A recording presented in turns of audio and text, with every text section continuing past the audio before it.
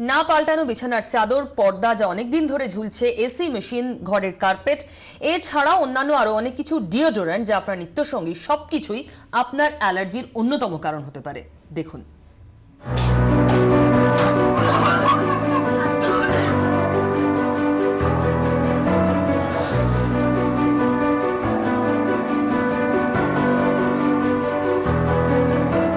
সতেরো মাসের ছোট্ট সৌহার্দ্য, তার শরীর নিয়ে মায়ের যত চিন্তা, কিন্তু শীত পড়তেই সমস্যা শুরু। হাঁচি কাশি লেগেই আছে, সারা রাত কাশছে, ঘুমোচ্ছে না, ডাক্তার বুদ্ধি, অ্যান্টিবায়োটিক, বাদ নেই কিছু।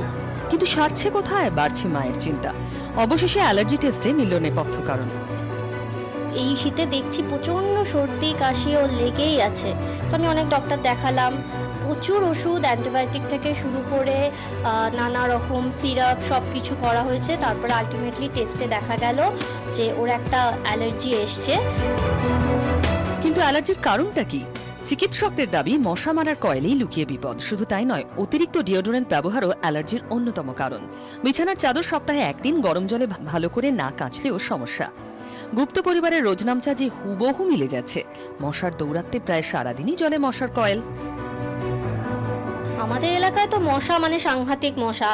তো এই কয়েল বলুন বা মশা মারার যেসব সরঞ্জাম, সেগুলো তো ইউজ করতেই হয়, না হলে কি করে থাকবো। আর ধূপ, এ তো মানে প্রত্যেক বাড়িতে সারাক্ষণ জ্বলে।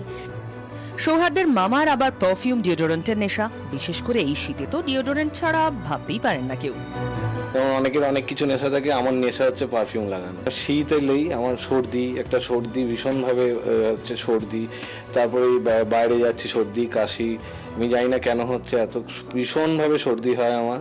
মানে ধরুন আমি এই 3 দিন 4 দিন সর্দি হলো, কিছু 2 দিন সারলো, আবার সর্দি লেগে গেল। অ্যালার্জি বিপদের কথা শুনে কপালে ভাঁজ দেবাদ্রিতা দেবাঞ্জনের। অন্তত ছোট্ট সৌহার্দের কথা ভেবে জীবনযাত্রায় বদল আনতে চান তারা। হ্যাঁ, বাচ্চার কথা ভেবে তো আমাদের বন্ধ করতেই হবে। বাচ্চা এত ছোট, আমি যদি তাকে বারবার অ্যান্টিবায়োটিক দিই, তার শরীর আমি কি দিচ্ছি? তাহলে আমাদের এখন ভাবতে হবে বাড়িতে ধূপ দেবো না, বা কোনো মশার কোনো জিনিসপত্র আমরা ব্যবহার করব না। এমনকি আপনি বলছেন যে বিছনার চাদর ফাদর এগুলো একটু ব্যাপার স্যাপার আছে, সেগুলো আমাদের তো করতে হবে, বা রেগুলার বেসিসে চেঞ্জ করা। মানে তাহলে এটা নিউ ইয়ারের ওর্থ হয়ে যাবে যে আমরা এবারে পারফিউম বর্জন।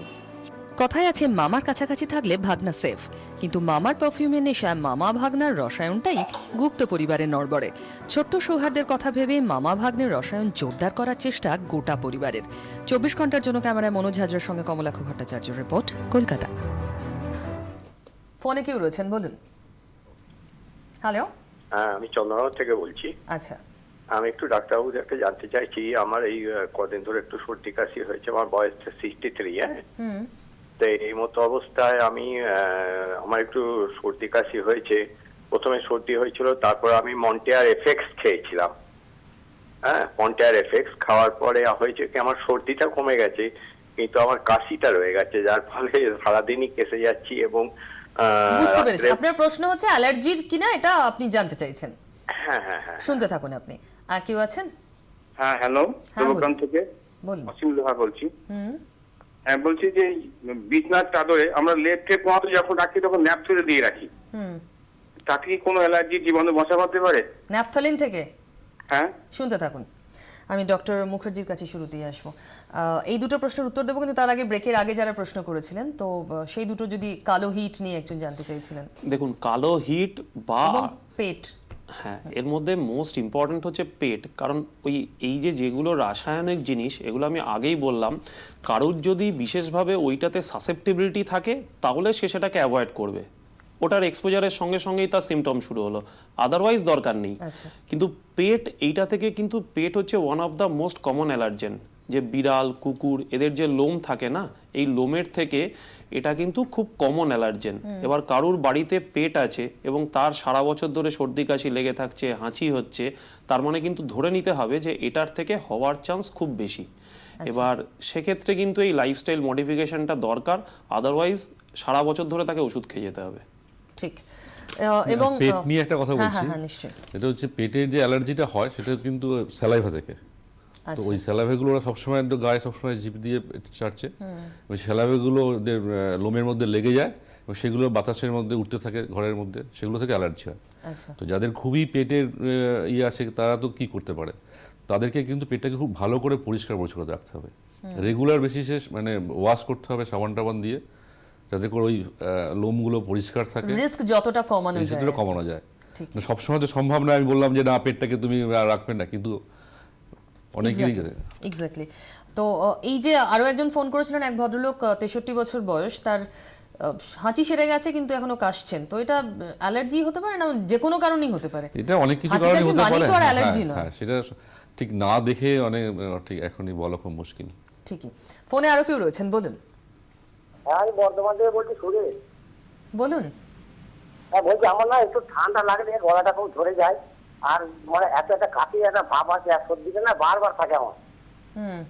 12 মাস থাকে, শুনতে থাকুন আপনি। আর কে আছেন? হ্যালো, হ্যাঁ আমি সুখদেব মন্ডল বসিরহাট থেকে বলছি। বলুন। বলছি আমার বেবি 2 বছর বয়স, বাচ্চা। ও চান করানোর পরে, দুপুরে যখন চান করানো হয়, চান করানোর পরে গায়ে লাল লাল মতো মানে গোল গোল চাকা চাকা মতো হয়ে যায়, মাঝখানটা একটা ছোট্ট সাদা মতো একটা বিন্দু মতো দেখা যায়, আবার দেখা থেকে 1-1.5 ঘন্টা পরে আস্তে আস্তে মিলিয়ে যায়। এটা অল্প অল্প চুলকায়, এগুলো কি অ্যালার্জির কোনো? শুনতে থাকুন, আপনি উত্তর পাবেন, ডক্টর জানা। হ্যাঁ, বাচ্চার উত্তরটা আগে দিন। হ্যাঁ, যেহেতু চান করার পরেই বলছে আর কি, সুতরাং এটা হতে পারে জল থেকে অ্যালার্জি। যদিও আজকে আমরা আলোচনা করছি মেইনলি এয়ারবোর্ন অ্যালার্জি নিয়ে, মানে বাতাসের সাথে যেগুলো আমাদের মানে শ্বাস প্রশ্বাস দিয়ে ঢুকে। কিন্তু তাহলে জল যদি বদলান, যে জলে স্নান করেন, তাহলে কি কোনো পরিবর্তন হতে পারে? হ্যাঁ, নিশ্চয়ই হতে পারে। বা একটু মানে ফুটিয়ে নিয়ে, জল ফুটিয়ে নিয়ে যদি ঠান্ডা করে তাতে স্নান করানো যায়, তাতে স্নান করলে নিশ্চয়ই সমস্যাটা মিটতে পারে। আপনি এটা ট্রাই করে দেখুন, না হলে এটা ওনার একবার ডাক্তারের পরামর্শ করে নেওয়া উচিত আর কি, এটাকে অ্যালার্জি হওয়ার সম্ভাবনা যথেষ্ট আছে। নিশ্চয়ই। আরেকজন ফোন করেছিলেন, সারা বছর সর্দি কাশি হয়ে থাকে এবং গলা বসে যায় একটুতেই। হ্যাঁ, উনি আরেকটা জিনিসও বলছিলেন, ওই লেপ কম্বলের ব্যাপারটা। অ্যাকচুয়ালি এই মূলত এই পুরনো যে সমস্ত অনেকের অভ্যাস থাকে সপ্তাহে একবার বিছানার চাদর বদলান, এরা বেসিক্যালি হচ্ছে পেরিনিয়াল অ্যালার্জিক রাইনাইটিসে ভোগেন, যাদের ক্রনিক, মানে এদের কিন্তু কোনো সিজনাল ভ্যারিয়েশন থাকে না, যে শীতকালে বেশি হচ্ছে এরকম নয়, সারা বছর। আর এক্ষেত্রে যেটা মেন দরকার, যে প্রতিদিন রাত্রিবেলা বিছানার চাদর চেঞ্জ করা, আর সপ্তাহে একদিন করে এই বিছানার চাদর যেগুলো ইউজ করেন, এগুলোকে গরম জলে 0.5 ঘন্টা থেকে 1 ঘন্টা চুবিয়ে রেখে তারপরে কাচা। কারণ কি, এরা বেসিক্যালি ওই ইচ মাইট থেকে এদের অ্যালার্জি হয়। ইচ মাইট কিন্তু শুধু ওই চাদর কাচলে যায় না, তাকে কাচার আগে 0.5 ঘন্টা থেকে 1 ঘন্টা গরম জলে ডুবিয়ে রাখলে ওই গরম জলের থেকে ইচ মাইট মরে যায়। তার ফলে কি হবে, এর থেকে আর অ্যালার্জিটা হবে না। যারা সারা বছর ধরে ভুগছেন, তারা কিন্তু বেসিক্যালি ক্রনিক অ্যালার্জিতে ভুগছেন, এবং মোস্ট লাইকলি তাদের অ্যালার্জেন কিন্তু বাড়ির মধ্যে রয়েছে। ঠিকই। তার মানে বিছানার চাদর এবং পর্দা দুটোই একইভাবে আপনি কাচার উপদেশ দিচ্ছেন। এসি মেশিন, সেটা কতটা অ্যালার্জি প্রোন করতে পারে একজন মানুষকে?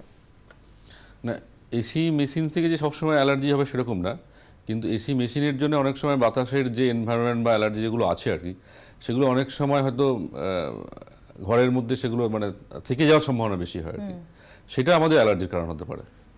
আচ্ছা, এসি মেশিনের একটা জিনিস বলি, যে যাদের বাড়িতে এরকম আছে না, আমাদের সাধারণভাবে বছরে একবার করে সার্ভিসিং করা হয় মোটামুটিভাবে, কিন্তু মূলত এসি মেশিন থেকে যাদের হয়, অ্যাকচুয়ালি ওই ভেন্টিলেশনের যে জায়গাটা থাকে সেখানে প্রচুর ধুলো ময়লা জমা হয়, তার ফলে সেই ধুলো ময়লাটা বারবার ওই ঘরের এনভায়রনমেন্টের মধ্যে রিসাইক্লিং হয়।